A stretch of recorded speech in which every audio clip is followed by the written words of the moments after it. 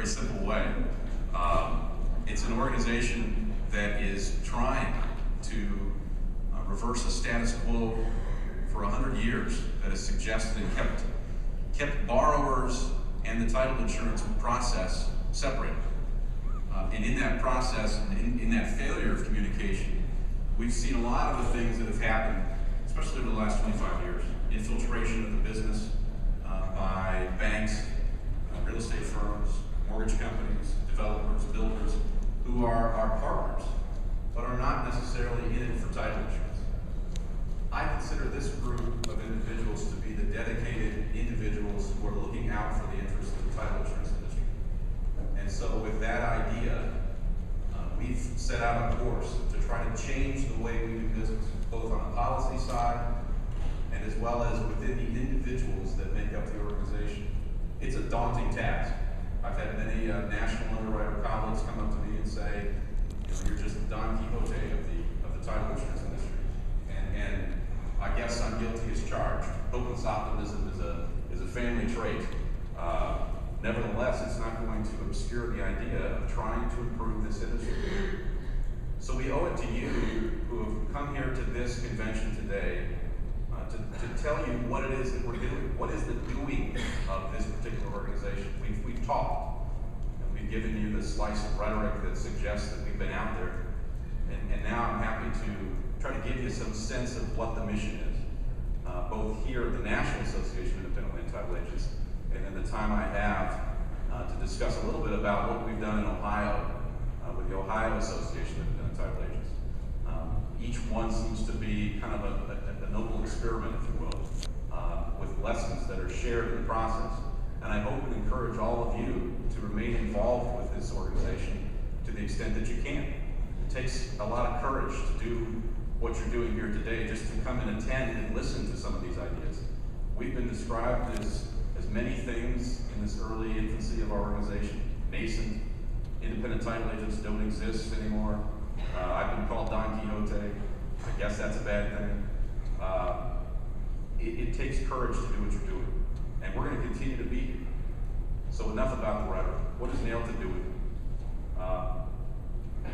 it? In 2008, we formed in Cranberry Township, Pennsylvania. And that was what we were trying to do, is determine how could we provide value to the members of the organization. What was it that was happening in our industry that wasn't getting the attention that it deserved?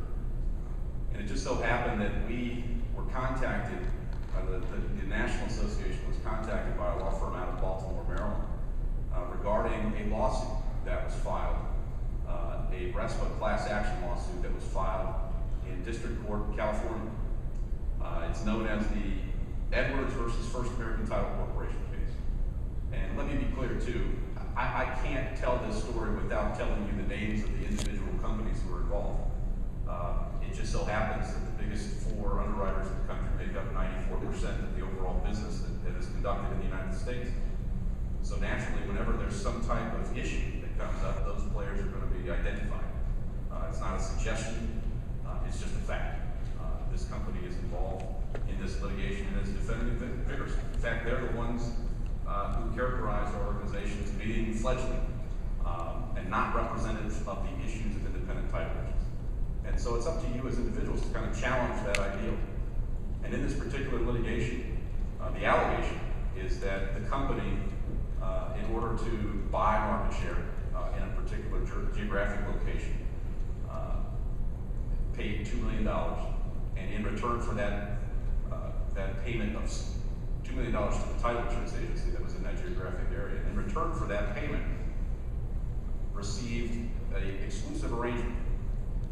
We're all familiar with the exclusivity provisions of agency contracts, but in this particular situation, it was a quid pro quo. And the allegation is that violates RESPA. And the suit was filed in District Court in California. There was a motion to dismiss that was filed, a motion for class certification. The District Court judge decided to rule in First American's favor. There was an appeal that was filed. It went to the Ninth Circuit Court of Appeals. We were contacted to provide a perspective on the title insurance industry from the independent title arena. And we were happy to do that. Counsel from Medina, Ohio, prepared the brief, and I want to just go over a couple of the arguments to give you a flavor as to what the organization itself is doing. And I hope that that's kind of suggestive and illustrative of where we can fit into this discussion about NAILTA's role in the title insurance industry. Our amicus brief, when you file a brief, when you're not a litigant, you come in as what's called a friend of the court. And we filed a motion to be accepted as an amicus filer, and basically argued some of the issues that go on in the title insurance industry. For instance, reverse competition. This theory that we don't necessarily compete as title agents with other title agents for the customer's business. We compete to get the referral source business. It's not a normal flow of competition, and that's the way title insurance has existed as we've seen more and more infiltration by these referral source partners in this business.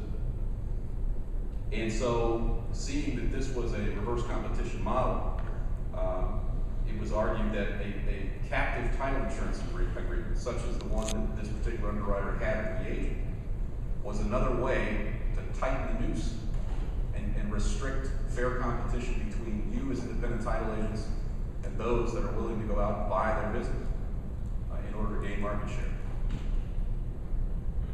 And we also explained the delicate role that exists where a title insurance agent is typically the one that's in the position to select amongst the underwriters that it has, which one has the best standards.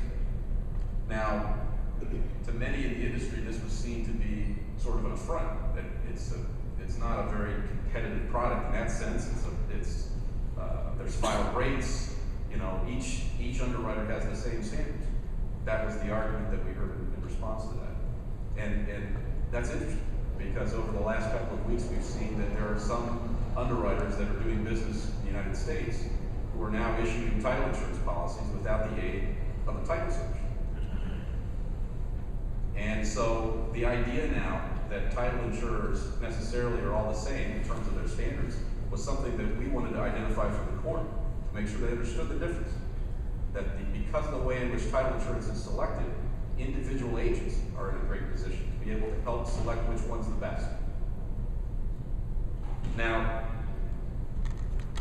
when First American responded to our amicus brief, they sought these Ninth Circuit's ability to lock us out and keep us out of the case, citing the fact that we did not provide a unique perspective on the title insurance industry, that all these things that were raised were somehow not going to be helpful to the underlying issue of whether anti-competitive practices were good for the title insurance industry. They also pointed out that there was no individual deficiency in the title insurance policy that was part of this particular case. Ms. Edwards' title insurance policy, there was no allegation that it was deficient in any way. And they also made this very interesting quote. They said, title insurers have a professional responsibility to ensure the quality of their title searches. This was filed in the Ninth Circuit Court of Appeals. And I think it's a very interesting statement, because as we've seen, these very same companies who are making the statement that they have a professional responsibility to ensure the quality of their title searches are the same ones who are issuing insurance without the aid of a title search. Folks, if that's the problem, if that's the statement that's being made to the court, and the conduct is something completely different, that's where NAILTA fits. That's one of the issues going beyond just controlled business arrangements and all these other things that we talk about. That's a key point that NAILTA can inject itself into. And I hope that all of you understand how important that is. Because if in fact underwriters are going to take the position that title searches are no longer necessary, I have a feeling many of us will be out of jobs. So we're standing up to these types of things and trying to present the position that this is not title insurance, this is casualty. And fortunately, we filed this amicus brief in the Ninth Circuit, and the Ninth Circuit, I believe it was March 12th, came back and granted our amicus, basically saying that NAILTA, as an entity, has a unique perspective on the issue of title insurance in the United States. So in 2 short years, we've gone from being a nascent organization that's unrepresentative of the title insurance industry to having the Ninth Circuit Court of Appeals in California say the contrary.